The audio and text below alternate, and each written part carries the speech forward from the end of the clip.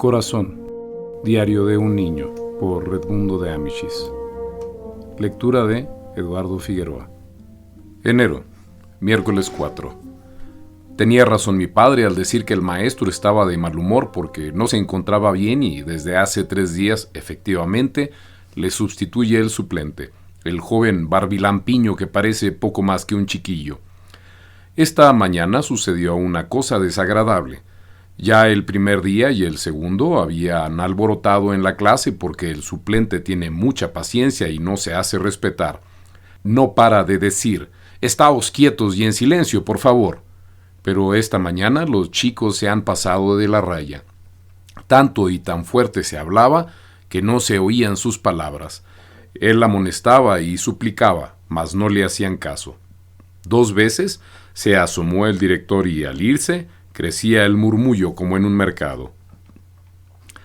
Garrone y Derossi hacían señas a sus compañeros para que guardasen buena compostura, ya que era una vergüenza lo que estaba sucediendo, pero inútilmente. Solamente estaban quietos y callados, Stardi con los codos en el pupitre y los puños en las sienes, pensando quizá en su famosa biblioteca, y Garoffi, el de la nariz en forma de gancho y apasionado por los sellos, que estaba muy ocupado extendiendo papeletas para la rifa de un tintero de bolsillo. Los demás charlaban y reían, hacían sonar plumas clavadas por la punta en los bancos y se tiraban bolitas de papel utilizando las ligas de los calcetines. El suplente agarraba por el brazo ya a uno, ya a otro, los sacudía y hasta puso a uno de cara a la pared. Todo resultaba inútil. No sabiendo ya qué hacer ni a qué santo invocar, decía, «¿Pero por qué hacéis esto? ¿Queréis obligarme a castigaros?»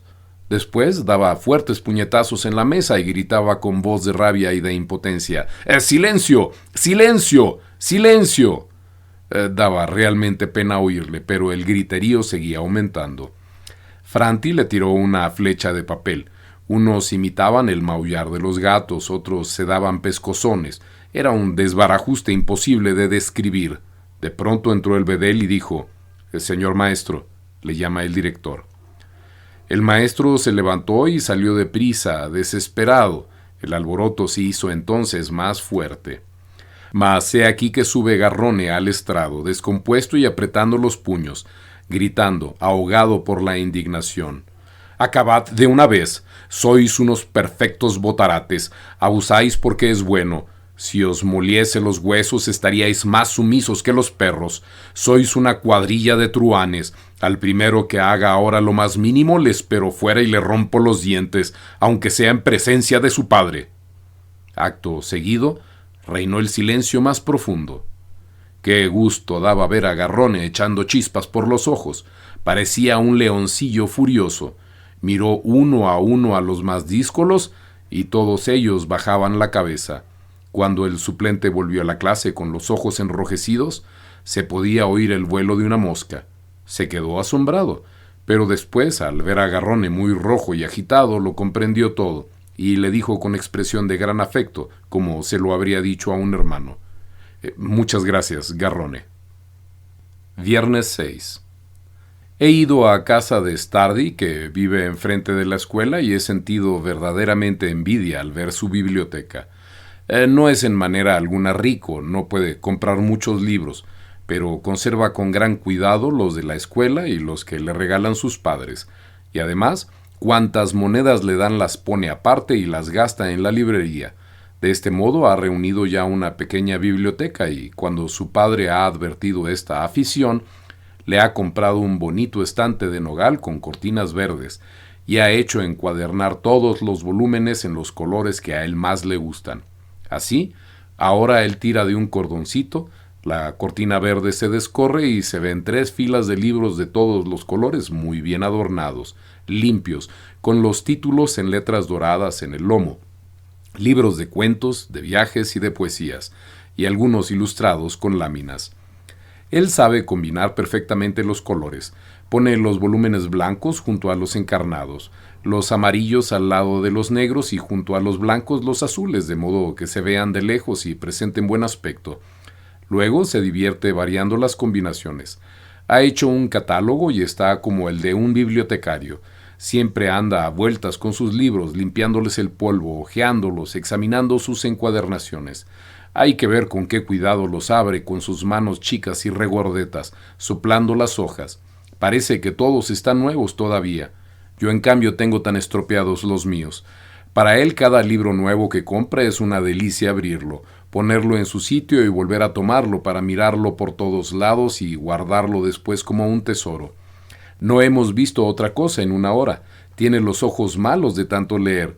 Estando yo ahí, entró en el cuarto su padre, que es grueso y tosco como él y tiene la cabeza como la suya. Le dio 2 o 3 palmadas en el cuello y me dijo con aquel vozarrón: ¿Qué me dices de esta cabeza de hierro? Este testarudo llegará a hacer algo, ya te lo aseguro. Y Stardi entornaba los ojos al recibir aquellas rudas caricias, como un perro de caza. Yo no sé por qué, pero no me atrevo a bromear con él. No me parece cierto que tenga solamente 1 año más que yo, y cuando me dijo hasta la vista en la puerta, con aquella cara redonda siempre bronceada, poco me faltó para responderle: a su disposición. Se lo dije después a mi padre en casa. No lo comprendo. Stardi no tiene talento, carece de buenas maneras, su figura es casi ridícula y sin embargo me infunde respeto. Es porque tiene carácter, respondió mi padre. Y añadí yo: en 1 hora que he estado con él, no ha pronunciado 50 palabras, no me ha enseñado un juguete, no se ha reído una vez y sin embargo he estado tan contento. Porque lo estimas, añadió mi padre. Lunes 9. Sí, pero también aprecio a Precossi y me parece poco decir que le aprecio. Es el hijo del herrero, el chico pálido, de mirada bondadosa y triste, tan tímido que pide perdón por cualquier cosa, siempre enfermucho y sin embargo tan estudioso. No es raro que vuelva a su padre a casa borracho. Le pega sin motivo, le tira de un revés los libros y cuadernos y el pobrecito va a la escuela con el semblante lívido, algunas veces hinchado y los ojos inflamados de tanto llorar, pero nunca jamás se le oye decir que su padre le ha pegado. Tu padre te ha dado una tunda, le dicen los compañeros. No es verdad, no es verdad, responde para no dejar en mal lugar a su padre. Esa hoja no la has quemado tú, le dice el maestro, mostrándole el cuaderno medio quemado. Sí, señor, responde con voz temblorosa. He sido yo, se me ha caído sin querer a la lumbre. Pero todos sabemos muy bien que su padre, estando borracho, ha dado un puntapié a la mesa y a la luz cuando el chico estaba haciendo los deberes de la escuela. Vive en una buhardilla de nuestra casa, pero de la otra escalera. La portera se lo cuenta todo a mi madre. Mi hermana Silvia le oye gritar el otro día desde la azotea cuando le hacía bajar la escalera dando tumbos porque le había pedido dinero para comprar la gramática. Su padre bebe y apenas trabaja, por lo que la familia pasa hambre. ¿Cuántas veces va el pobre Precossi a clase en ayunas y se come a escondidas un mendrugo de pan que le da Garrone o una manzana que le entrega la maestrita de la pluma encarnada, que le conoce bien por haberle tenido de alumno en primero inferior? Pero él jamás dice: tengo hambre, mi padre no me da de comer. Su padre acude alguna vez a buscarlo cuando pasa por casualidad delante de la escuela, pálido, tambaleándose, con cara torva, el pelo en los ojos y la gorra al revés. El pobre chico tiembla cuando le ve en la calle, pero, sin embargo, corre a su encuentro sonriendo y el hombre hace como si no lo viera y pensase en otra cosa. Ay, pobre Precossi. Recose sus cuadernos desbarajustados o rotos, pide prestados los libros para estudiar, se sujeta con alfileres los jirones de la camisa y da lástima verle hacer gimnasia con zapatos que parecen hechos para 2, con pantalones que se le caen de anchos y el chaquetón tan largo, con mangas, que ha de subirse hasta los codos. Estudia con ahínco y seguramente sería uno de los primeros si pudiese atender en su casa las faenas escolares con alguna tranquilidad. Esta mañana se ha presentado en clase con las señales de un arañazo en la cara, y los compañeros le han dicho: esto te lo ha hecho tu padre, vamos, no digas que no, esta vez no lo puedes negar. Pero él ha contestado, poniéndose rojo y con la voz ahogada por la irritación: no es cierto, mi padre no me pega nunca. Mas luego, durante la lección, se le caían las lágrimas sobre el banco y cuando alguien le miraba, se esforzaba en sonreír para disimular. Es un chico digno de compasión. Mañana irán a mi casa De Rossi, Coretti y Nelly. Yo quisiera que viniese también Precoci para hacerle merendar conmigo, regalarle algunos libros y procurar por todos los medios divertirle y llenarle los bolsillos de fruta para ver contento siquiera una vez a mi buen compañero que tan sufrido es. Jueves 12. Hoy ha sido uno de los jueves más gratos del año para mí. A las 2 en punto han llegado a casa Derossi y Coretti en compañía de Nelly, el jorobadito. A Precoci no le ha dejado venir su padre. Derossi y Coretti apenas si pueden contener la risa contándome que por la calle habían visto a Crossi, el hijo de la verdulera, el pelirrojo del brazo inmóvil, que llevaba a vender una col fenomenal. La mar de contento porque con lo que le dieran pensaba comprarse una pluma y alguna otra cosita, y además porque había recibido carta de su padre que se encuentra en América, diciéndoles que le esperasen de un día para otro. Qué 2 horas más felices hemos pasado juntos. Derossi y Coretti son los dos más alegres de la clase. Mi padre estaba contento al verles en mi compañía. Coretti llevaba su inseparable jersey marrón oscuro y su gorra de piel. Es un diablillo que siempre quisiera estar haciendo algo. Por la mañana temprano ya se había cargado en las espaldas media carretada de leña. Sin embargo, no paró un instante recorriendo toda la casa, observándolo todo y sin parar de hablar, con la listeza y viveza de una ardilla. Al pasar por la cocina preguntó a la cocinera cuánto le costaban 10 kilos de leña, cosa que su padre vendía por 45 céntimos. Siempre está hablando de su padre, de cuando sirvió en el regimiento 49 y tomó parte en la batalla de Custoza, a las órdenes del príncipe Humberto. Es un chico de modales más finos de lo que cabría esperar en él. Aunque ha nacido y se ha criado entre los leños, según mi padre, tiene distinción en la sangre. Derossi nos ha divertido mucho, sabe la geografía como un maestro. Cerrando los ojos decía: estoy viendo toda Italia, los Apeninos que recorren la península hasta el mar Jónico, los ríos que van de un lado para otro, fertilizando la tierra por donde pasan, las blancas ciudades, los golfos, los azules lagos, las verdes islas, y al mismo tiempo iba diciendo los correspondientes nombres por su orden y con gran rapidez, como si hubiese estado leyendo en el mapa. Estábamos admirados de oírle y verle tan gallardo, con sus rubios rizos, los ojos cerrados, vestido de azul con botones dorados, tan esbelto y bien proporcionado como una estatua. En una hora se había aprendido de memoria casi 3 páginas que deberá recitar pasado mañana en los funerales de Víctor Manuel. Nelly también le miraba con admiración y cariño, sonriéndose con sus ojos claros y melancólicos. Me ha gustado mucho la visita porque me ha dejado gratas impresiones como chispazos en la mente y en el corazón. También me ha satisfecho ver al pobrecito Nelly entre los otros 2 altos y robustos cuando se han ido, haciéndole reír como hasta ahora nunca lo habían hecho. Al volver a entrar en nuestro comedor, me he dado cuenta de que no se hallaba en el sitio acostumbrado el cuadro que representa a Rigoletto, el bufón jorobado. Lo había quitado mi padre para evitar que lo viese Nelly. Martes 17.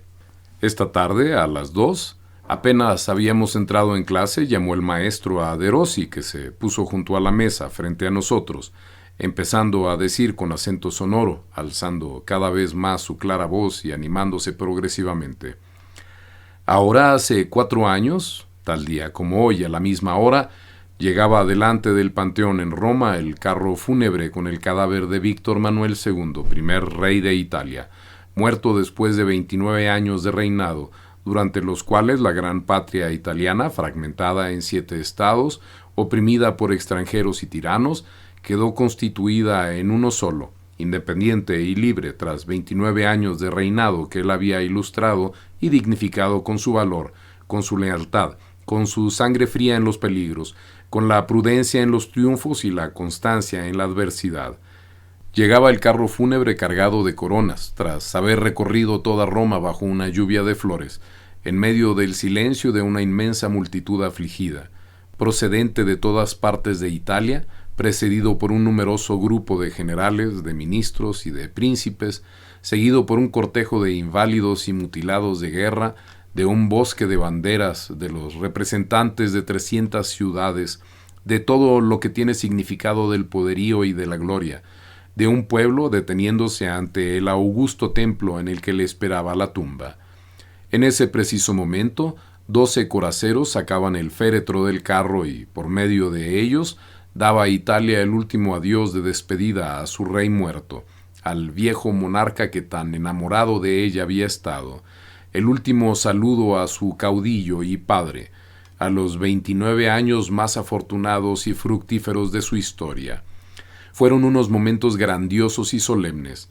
La mirada, el alma de todos temblaba de emoción ante el féretro y las enlutadas banderas de los 80 regimientos portadas por otros tantos oficiales, formados a su paso, porque estaba representada toda Italia en aquellas 80 enseñas que recordaban los millares de muertos, los torrentes de sangre, nuestras glorias más sagradas, nuestros mayores sacrificios, nuestros más tremendos dolores. Pasó el féretro llevado por coraceros, y ante él se inclinaron a un mismo tiempo todas las banderas de los regimientos, en señal de saludo, tanto las nuevas como las viejas, rotas en Goito, Pastrengo, Santa Lucía, Novara, Crimea, Palestro, San Martino y Castelfidardo.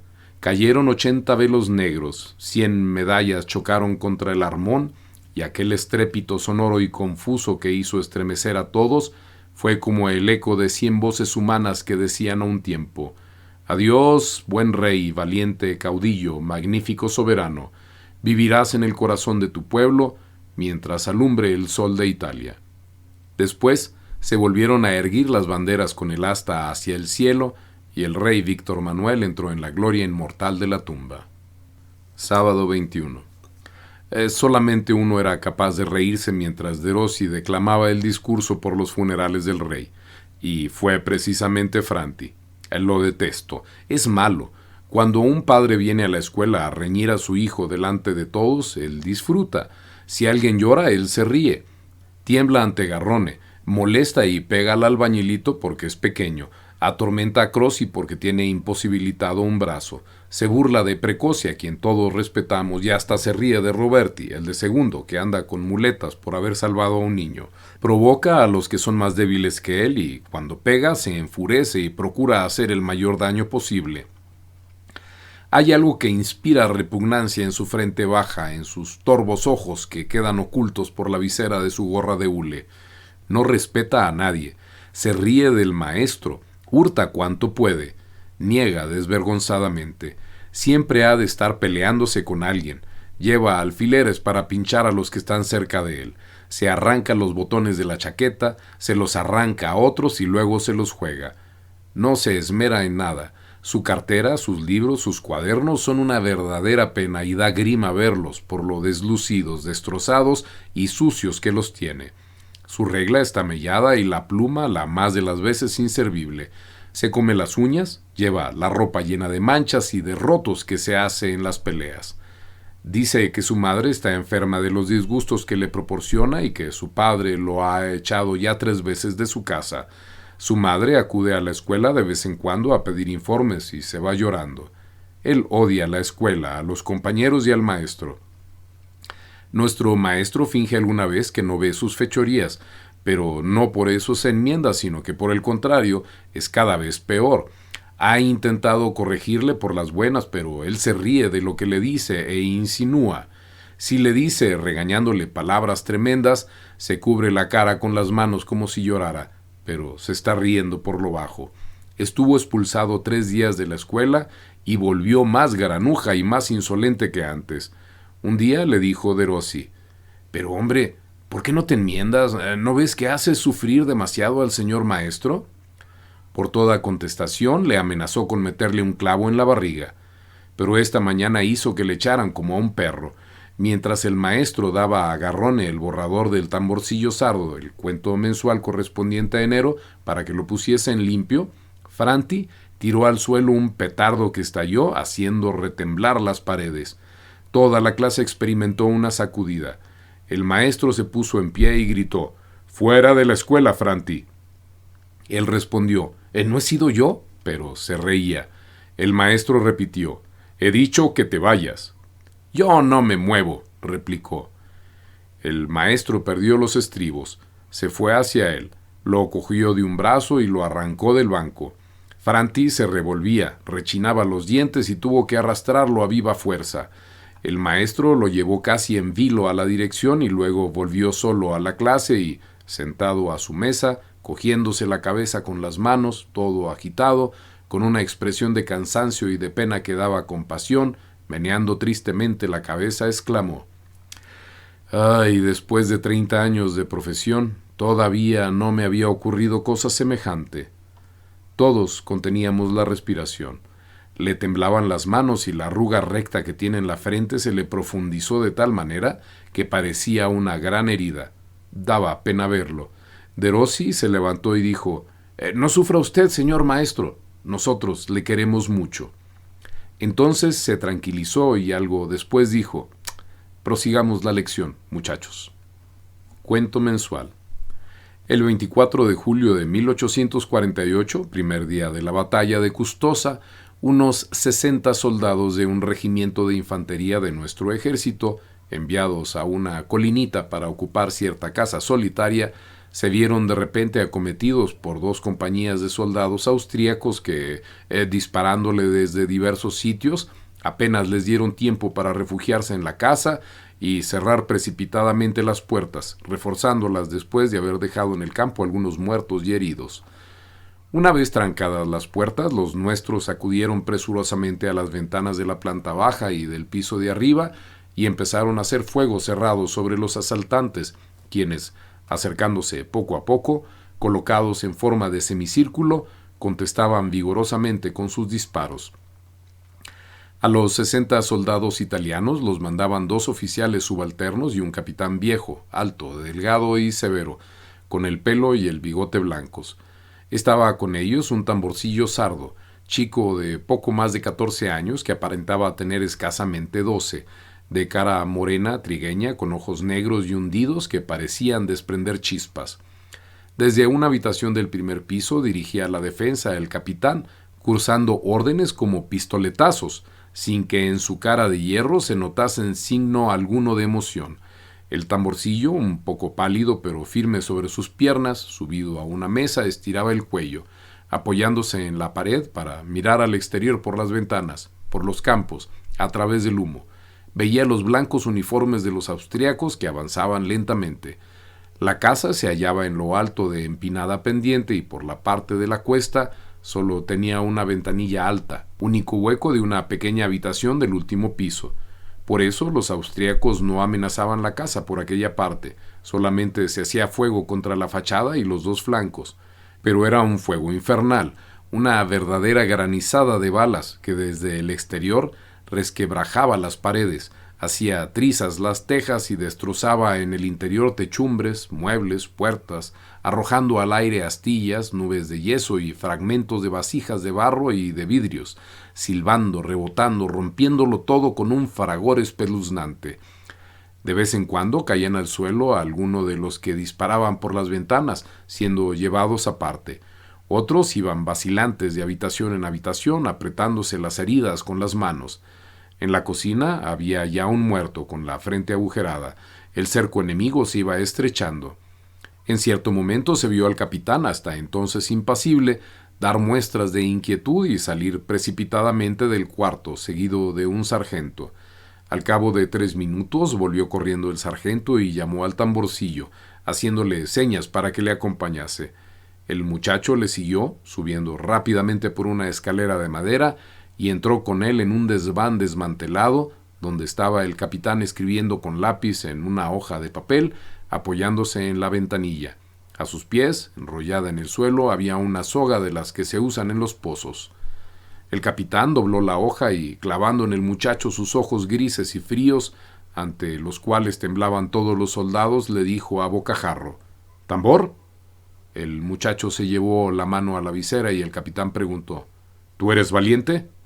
«Sí, mi capitán», respondió el chico relampagueándole los ojos. «Mira, allá a lo lejos», dijo el capitán llevándole a la ventanilla. «El llano que hay próximo a la casa de Villafranca, donde brillan bayonetas. Allí están los nuestros, inmóviles. Toma este papel, agárrate a la cuerda, baja por la ventanita, cruza a toda prisa la cuesta y ve corriendo a campo traviesa. Procura llegar cuanto antes a los nuestros y entregas el papel al primer oficial que veas.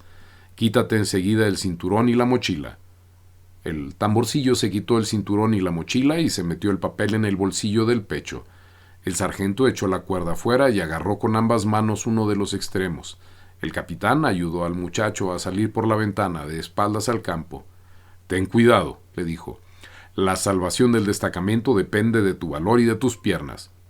«Confía en mí, capitán», respondió el tamborcillo descolgándose. «Agáchate mientras bajas», añadió el capitán agarrando la cuerda juntamente con el sargento. «No tenga usted cuidado». «Que Dios te ayude». En unos instantes estuvo el tamborcillo en el suelo. El sargento subió la cuerda y él desapareció. El capitán se asomó precipitadamente a la ventanita y vio al muchacho corriendo cuesta abajo.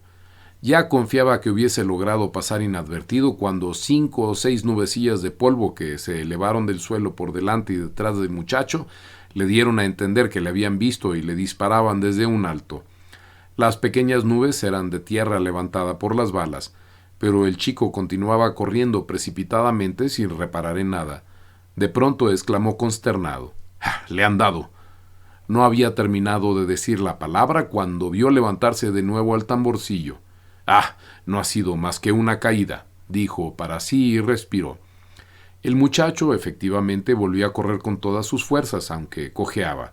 «Se ha debido torcer un pie», pensó el capitán. Todavía se levantó alguna que otra nubecilla de polvo en torno del valiente soldadito, pero cada vez más lejos de él. Estaba a salvo. El capitán lanzó una exclamación de alivio. Con todo le siguió con la vista y temblando, porque era cuestión de unos minutos. De no llegar a tiempo con el escrito en el que pedían inmediata ayuda, o todos sus soldados caerían muertos, o tendría que rendirse con los supervivientes como prisionero. El pequeño sardo corría velozmente un rato, mas luego aminoraba la marcha. Cojeando, después reanudaba la carrera, pero con indudables muestras de agotamiento, deteniéndose a cada instante. «¿Le habrá rozado un pie alguna bala?», pensó el capitán. No le quitaba ojo, sumamente angustiado, y le daba ánimos como si le pudiera oír. Medía incesantemente con la vista la distancia que le faltaba para llegar al sitio donde se veía relucir bayonetas, allá en el llano, en medio de unos trigales dorados por el sol. Entretanto, oía el silbido y el estrépito de las balas en las dependencias de abajo, las voces de mandos y los gritos de rabia de los oficiales y sargentos, los agudos quejidos de los heridos, el ruido de los muebles y de los desconchados de pared que se iban desprendiendo. «¡Ánimo! ¡Valor!», gritaba siguiendo con la mirada al tamborcillo que ya apenas divisaba. «¡Adelante! ¡Corre! ¡Ah! ¡Se para, maldición! ¡Ah! ¡Vuelve a correr!». Un oficial se acercó para decirle que los enemigos, sin interrumpir el fuego, ondean un pañuelo blanco incitando a la rendición. «¡Que no se responda!», grita el capitán sin apartar la vista del muchacho, que ya había llegado al llano, pero que no corría y parecía moverse a duras penas. «¡Anda! ¡Corre!», decía el capitán apretando los puños y los dientes. «Desángrate, muere si es preciso, pero entrega el papel». Después lanzó una horrible imprecación. «El infame holgazán se ha sentado». El chico, en efecto, cuya cabeza había visto sobresalir hasta entonces por encima de un campo de trigo, había desaparecido, como si se hubiese caído. Mas pasados unos instantes su cabeza volvió a emerger. Finalmente se perdió por detrás de los setos y ya no le vio más. Entonces bajó impetuosamente. Las balas entraban a granizadas. La habitación estaba llena de heridos, algunos de los cuales se retorcían como embriagados, agarrándose a los muebles. Las paredes y el pavimento estaban teñidos de sangre. Había cadáveres en los umbrales de las puertas. El teniente tenía el brazo derecho destrozado por una bala y todo estaba envuelto por el humo y el polvo. «¡Ánimo!», gritó el capitán. «Permaneced en vuestros puestos. Van a llegar refuerzos. Un poco de valor todavía». Los austríacos se habían aproximado más y a través del humo se veían sus caras descompuestas. En medio de los tiros se les oía gritar salvajemente, insultando a los nuestros e intimándolos a que se rindiesen, so pena de degollarlos. Algún que otro soldado, inducido por el miedo, se retiraba de las ventanas y los sargentos los empujaban hacia adelante. De todas formas iba disminuyendo la resistencia de los sitiados y el desaliento se manifestaba en todos los rostros. no pareciendo posible que pudiesen continuar la defensa. En cierto momento el ataque de los austríacos fue remitido y una voz de trueno gritó primeramente en alemán y luego en italiano: «¡Rendíos!». «No», respondió el capitán desde una ventana, y el tiroteo se reanudó con mayor rabia por ambas partes. Cayeron otros soldados y ya había más de una ventana sin defensores. El momento fatal parecía inminente. El capitán gruñía entre dientes con voz que se le ahogaba en su garganta: «¡No vienen! ¡No vienen!». Corría furioso de un lado para otro, doblando el sable con mano convulsa, resuelto a morir, hasta que un sargento, bajando apresuradamente del desván, gritó con voz estentórea: «¡Ya llegan! ¡Ya llegan!». Ante semejante anuncio, los sanos y los heridos, los sargentos y los oficiales acudieron presurosos a las ventanas y se prosiguió la resistencia con renovado esfuerzo. En poco tiempo se advirtió una especie de vacilación y un principio de desorden entre los enemigos. De pronto, a toda prisa, reunió el capitán un grupo de soldados en el piso bajo para realizar una salida con bayoneta calada. Luego subió a la planta superior. Apenas llegó, los defensores empezaron a dar saltos de alegría y a lanzar hurras por haber visto desde las ventanas, entre el humo de la pólvora, los sombreros de 2 picos de los carabineros de Italia, un escuadrón arrastrándose por tierra y un brillante centelleo de espadas arremolinadas por encima de las cabezas, sobre los hombros y las espaldas. Entonces el pequeño grupo ordenado por el capitán salió de la casa con la bayoneta calada. Los enemigos se desconcertaron, dieron media vuelta y se batieron en retirada. El terreno quedó despejado, la casa libre, y poco después ocupaban la altura 2 batallones de infantería italianos que disponían de 2 cañones. El capitán, con los soldados que le quedaban, se incorporó al regimiento, continuó luchando y fue ligeramente herido en la mano izquierda por una bala que rebotó en el último ataque a bayoneta. La jornada acabó con la victoria de los nuestros. Pero al día siguiente, habiéndose reanudado la lucha, los italianos fueron derrotados, a pesar de su indudable valor, por la abrumadora mayoría de los austríacos, y en la mañana del 26 tuvieron que emprender la retirada hacia Minicio. El capitán, aunque herido, fue a pie juntamente con los soldados, cansados y silenciosos, y llegaron al ponerse el sol a Goito, a orillas del Mincio. Buscó enseguida a su teniente, que había sido recogido por una ambulancia con el brazo roto y debía haber llegado allí antes que él. Le indicaron una iglesia donde se había improvisado un hospital de campaña. Entró y vio que el sagrado recinto se hallaba lleno de heridos colocados en 2 hileras de camas y de colchones extendidos en el suelo. 2 médicos y varios practicantes iban de un lado para otro afanosamente, oyéndose gemidos y quejidos ahogados. Al entrar el capitán se detuvo y dirigió la mirada en torno suyo en busca de su oficial. En aquel momento oyó que le decía a una voz aguda: «¡Mi capitán!». Se volvió. Era el tamborcillo. Estaba tendido sobre un catre, cubierto hasta el pecho por una tosca cortina de ventana, de cuadros rojos y blancos, con los brazos fuera, pálido, demacrado, pero con sus ojos siempre brillantes como 2 preciosas gemas. «¿Aquí estás tú?», le preguntó el capitán, extrañado, pero con brusquedad. «Bravo, muchacho, has cumplido con tu deber». «He hecho lo que he podido», respondió el tamborcillo. «¿Estás herido?», dijo el capitán, tratando de ver a su teniente en las camas próximas. «¿Qué vamos a hacer?», dijo el muchacho, a quien daba alientos para hablar la honra de estar herido por primera vez, y sin lo cual no se hubiese atrevido a abrir la boca delante de aquel capitán. «A pesar de que procuré ocultarme, no pude evitar que me viesen enseguida. Si no me alcanzan, habría llegado 20 minutos antes. Afortunadamente encontré pronto a un capitán de Estado Mayor a quien entregué el papel, pero me costó gran trabajo llegar después de la caricia recibida. Me moría de sed, temía no poder llegar donde estaban los nuestros y lloraba de rabia pensando que en cada minuto de retraso se iba al otro mundo uno de los nuestros. En fin, he hecho lo que he podido. Estoy contento, pero mire usted y dispense, mi capitán está perdiendo sangre». Efectivamente, de la palma de la mano mal vendada del capitán salían algunas gotas que se escurrían por los dedos. «¿Quiere que le apriete la venda, mi capitán? Acérquese un poco más». El capitán le dio la mano izquierda y alargó la derecha para ayudarle a soltar el nudo y volverlo a hacer, pero el chico se puso más pálido en cuanto se alzó de la almohada y tuvo que volver a apoyar la cabeza sobre ella. «Basta, basta», dijo el capitán mirándolo y retirando la mano vendada que el soldadito quería sujetar. «Cuida de lo tuyo en vez de pensar en los demás, porque las cosas ligeras, si se descuidan, pueden traer malas consecuencias». El tamborcillo movió la cabeza. «Pero tú», repuso el capitán mirando más atentamente, «has debido perder mucha sangre para estar tan débil».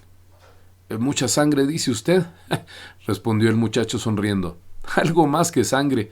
Mire», y se apartó algo la colcha. El capitán dio un paso atrás horrorizado. El chico no tenía más que una pierna. La izquierda se la habían amputado por encima de la rodilla. El muñón estaba vendado con tiras ensangrentadas. En aquel instante pasó el médico militar, pequeño y regordete en mangas de camisa. «He aquí, señor capitán», empezó a decirle, indicando al muchacho, «un caso realmente desgraciado. Esa pierna se habría salvado con facilidad si él no la hubiese forzado tan atrozmente como hizo. Se produjo una malhadada inflamación y al final se le tuvo que cortar para salvarle la vida. Pero le aseguro que es un muchacho muy valiente. No ha derramado una sola lágrima ni se le ha oído ningún grito. Palabra de honor que me sentía orgulloso de que fuese un chico italiano. A fe mía, que es de buena raza». Dicho esto, prosiguió su camino. El capitán arrugó sus grandes cejas blancas y miró fijamente al tamborcillo, subiéndole la colcha con precaución. Después, lentamente, casi sin darse cuenta y sin parar de mirarlo, levantó la mano hasta la altura de la cabeza y se quitó el kepis. «Mi capitán», exclamó el muchacho admirado, «¿qué hace usted? ¿Es por mí?». Entonces aquel rudo militar, que nunca había dicho una palabra suave a un subordinado suyo, le respondió con una voz extremadamente dulce y cariñosa: «Yo no soy más que un simple capitán. Tú, en cambio, eres un héroe». Luego se arrojó con los brazos abiertos sobre el tamborcillo y le besó 3 veces en la parte del corazón.